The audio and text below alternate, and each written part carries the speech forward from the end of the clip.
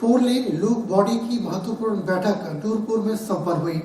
बैठक की अध्यक्षता लूप बॉडी के अध्यक्ष राजेश पठानिया ने की।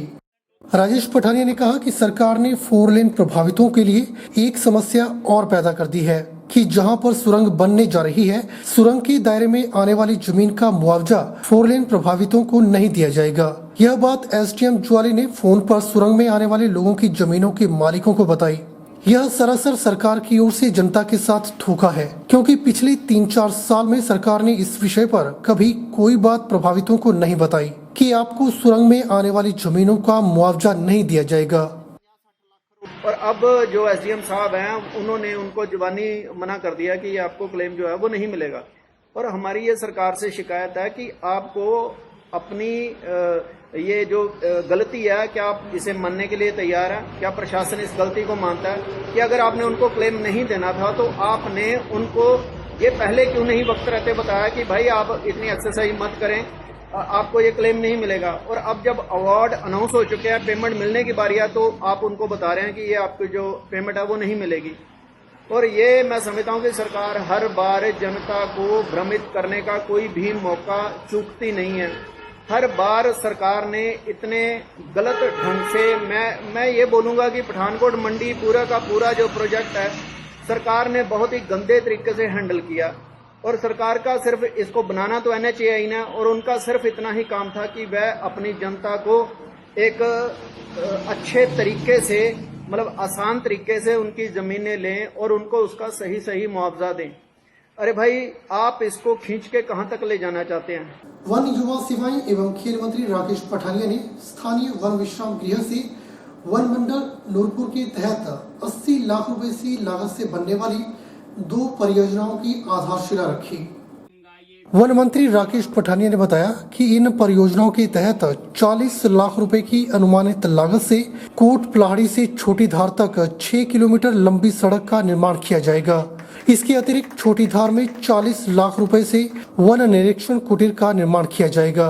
वन मंत्री ने बताया कि कोट पलाड़ी छोटी धार सड़क के निर्माण कार्य को जल्दी पूरा करने के लिए मुख्यमंत्री के द्वारा वर्तमान वित्त वर्ष के लिए 20 लाख रुपए की राशि आवंटित की गई है, जबकि छोटी धार में वन निरीक्षण कुटीर के निर्माण के लिए 15 लाख रुपए के बजट का प्रावधान किया गया है। उन्होंने बताया कि छोटी धार गाँव लवदोही पंचायत का एक अति पिछड़ा क्षेत्र है और सड़क सुविधा न होने के कारण यहाँ के लोगों को काफी मुश्किलों का सामना करना पड़ता है। यहाँ के लोगों को विशेषकर बरसात के दिनों में किसी रोगी को अस्पताल तक पहुँचाना बहुत ही कठिन होता था। ये हमारी सबसे पुरानी फॉरेस्ट रोड है छोटी धार की, और उस पंचायत को लोगों को बहुत बड़ी प्रॉब्लम थी कि उनकी रोड कनेक्टिविटी नहीं थी, और ये 1970 से पहले का फॉरेस्ट रोड है। और इसके लिए आज हमने जो है इसका शिलान्यास किया है। 20 लाख रुपए की पहली राशि इसकी डिक्लेयर कर दी है और अगली राशि इसकी तुरंत अगली आ जाएगी। साथ में हमने 20 लाख रुपए फॉरेस्ट रेस्ट हाउस के लिए एक छोटा ट्रैकर्स हट यहाँ पे बनाएंगे। अब जो इंस्पेक्शन हट है फिर उसको बढ़ा के 3 बेडरूम का कर देंगे। इसका भी आज कार्य हमने शुरू किया और पूर्ण 3-4 महीने में दोनों का मुंह खत्म करेंगे। सोलन में परवाणु से लेकर चंबा घाट तक राष्ट्रीय उच्च मार्ग 5 का कार्य चल रहा है। 4 लेन का कार्य करीब पूरा होने को है। 4 लेन का कार्य शुरू होने से पहले एनएचएआई के द्वारा सड़क किनारे भवन व जमीन का अधिग्रहण कर मालिकों को पूरा मुआवजा दिया गया था। बावजूद इसके कुछ भवन मालिकों ने पूरा मुआवजा लेने के बाद भी अपने मकान खाली नहीं किए, बल्कि तोड़े गए मकानों को ही रिपेयर करवाकर रहना शुरू कर दिया। हालांकि ऐसे भवनों के बिजली और पानी के कनेक्शन काटने के आदेश पहले ही दिए जा चुके थे। 350 के करीब ऐसे भवन थे जिन्हें पूरी तरह से तोड़ा जाना था, लेकिन इनमें से 75 के करीब भवन मालिकों ने इनमें दोबारा से रहना शुरू कर दिया। अन्य सभी ने मकान खाली करके दूसरी जगह शिफ्ट हो गए थे। उच्च न्यायालय ने ऐसे मकान मालिक जिन्होंने अभी तक भवन खाली नहीं किए थे, उन लोगों पर कड़ा संज्ञान लेते हुए एनएचएआई और संबंधित अधिकारियों को लताड़ लगाई थी। उपमंडलाधिकारी अजय यादव ने बताया कि परमाणु से लेकर चंबा घाट तक करीब 75 ऐसे भवन हैं जो मुआवजा मिलने के बाद भी नहीं तोड़े गए। अब प्रशासन अपनी कार्यवाही कर रहा है और भवनों को तोड़ने का कार्य शुरू कर दिया है। तो ये जो पहला वाला सेक्शन था परमाणु से चंबा घाट तक, इसमें करीब 350 के आसपास स्ट्रक्चर ऐसे थे जिनको एक्वायर किया गया था, उनको पूरी पेमेंट की गई थी एज़ पर रूल। और इनमें से काफ़ी सारे लोग ऐसे थे जो अपना घर खाली नहीं कर रहे थे। इसको लेके वो माननीय उच्च न्यायालय भी गए, जहाँ पे उनके अगेंस्ट में फैसला हुआ और माननीय उच्च न्यायालय ने 3-4 अलग अलग फैसलों में स्पष्ट रूप से बोल दिया है कि जिन लोगों को पेमेंट पूरी मिल चुकी है उनको वो बिल्डिंग खाली करनी पड़ेगी। तो ऐसे हमने जो आइडेंटिफाई किए बिल्डिंग करीब 75 बिल्डिंग ऐसे है जो अभी खाली नहीं हुए। हाईवे की तरफ से उनको पूरी पेमेंट गई है बिल्डिंग की, बट अभी भी वो खाली नहीं हुए। तो ऐसे 75 लोगों को नोटिस पहले भी दिया जा चुका था और मार्च में माननीय उच्च न्यायालय के आदेश के बाद से वापस से इनको मई में नोटिस दिया गया। तो काफ़ी सारे लोगों की तरफ से कोऑपरेशन तो मिल रहा है, काफ़ी सारे लोग खुद भी अपना जो बिल्डिंग का पोर्शन है वो तोड़ रहे हैं और आज से ये ड्राइव शुरू हुई है और लोगों का पूरा सहयोग मिल रहा है। और साथ ही साथ हम इस ड्राइव में ये भी देख रहे हैं जो हाईवे पे जिन्होंने इंक्रोचमेंट कर रखी है, आज जैसा कि आपने अभी देखा कई सारे शॉप ऐसे हैं जो शॉप तो अपनी जगह पे खुले हुए हैं लेकिन बाकी शॉप का पोर्शन उन्होंने हाईवे तक एक्सटेंड कर रखा है। तो उन लोगों के खिलाफ भी कार्रवाई की जा रही है और नेशनल हाईवे पर अगर कोई ऐसी भी चीज़ पाई जा रही है कि जिससे इंक्रोचमेंट हो रही है उसको भी रिमूव किया जाए। हिमाचल प्रदेश सरकार ने कोविड के केस कम होते ही बस सेवा को शुरू करने का निर्णय लिया, जिससे आम जनता खुश है।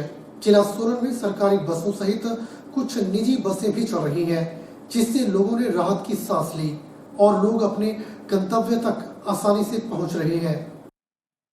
हमारे संवाददाता से बात करते हुए लोगों ने बताया कि बसें चलने से वह आसानी से अपने गंतव्य तक पहुंच रहे हैं। उन्होंने कहा कि यदि निजी बस ऑपरेटर भी नियमित रूप से चलने लग जाते हैं तो उन्हें लाभ होगा। वहीं निजी बस के परिचालक ने बताया कि उन्होंने नियमित रूप से बसें चला दी हैं। उन्होंने कहा कि कोविड नियमों का पालन सुनिश्चित किया जा रहा है और अभी गाड़ी का खर्चा निकल रहा है। गौरतलब है कि कुछ निजी बस ऑपरेटर त्रासदी की इस दौर में अपना हित साध रहे हैं, जबकि इस समय जनता का हित सर्वोपरि होना चाहिए। सरकार ने पहले ही किराया बढ़ाकर बस ऑपरेटरों को राहत दी है, जबकि मंदी के इस दौर में बस ऑपरेटर अपना हित साधने में लगे हैं, जबकि उन्हें चाहिए कि वे सरकार और आम जनता का सहयोग करें। और हम अपने बस में सोशल डिस्टेंसिंग का पूरा ध्यान रख रहे हैं, बसों को सैनिटाइज कर रहे हैं और सवारियों को मास्क के लिए पूरा वो कर रहे हैं। काम ऐसा ही है सर, डीजल के पैसे पूरे हो रहे हैं, बाकी 50% में तो खर्चा गाड़ी का निकालना मुश्किल है जी। अभी थोड़ा बसें तो चल रही है ना, अभी प्राइवेट भी थोड़ी चल पड़े तो थोड़ा आने जाने के लिए अभी जो मतलब मुसाफिर हैं उनको थोड़ी आसानी हो जाएगी ना। वैसे बड़ी मुश्किल हो रही है अभी, जैसे बसें उसे बंद है तो अभी बस आने जाने की दिक्कत है जी। बस यही सरकार से ये कि थोड़ा बसों का टैक्स है माफ़ किया जाए और बसों को चालू किया जाए। और थोड़ी बसों में सरकार ने थोड़ा आदेश किया बसों को चलाने के लिए, तब से यानी कि थोड़ी सुविधाएं हो गई हैं। जब प्राइवेट बसें भी रेगुलर रूप में चल जाएंगे तो और सुविधाएं हो जाएंगी। आज के इस अंक में फिलहाल इतना ही। अब मुझे दीजिए इजाजत और आप बने रहिए HP24/7 के साथ। नमस्कार।